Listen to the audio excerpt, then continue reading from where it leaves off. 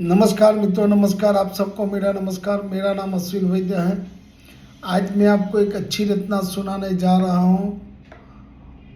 दीप जी की है। एक दिन सब ठीक हो जाएगा, एक दिन सब ठीक हो जाएगा। इंतज़ार करते करते आधी उम्र बीत गई, इंतज़ार करते करते आधी उम्र बीत गई, पर अब तक कुछ भी ठीक नहीं हुआ, बल्कि और उलझ गई है जिंदगी।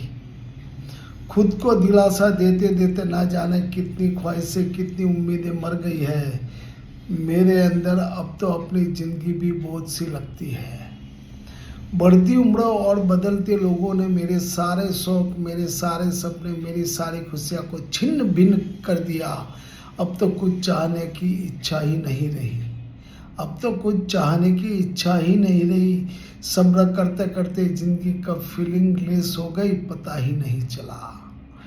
जिंदगी कितनी जल्दी गुजर गई पता ही नहीं चला।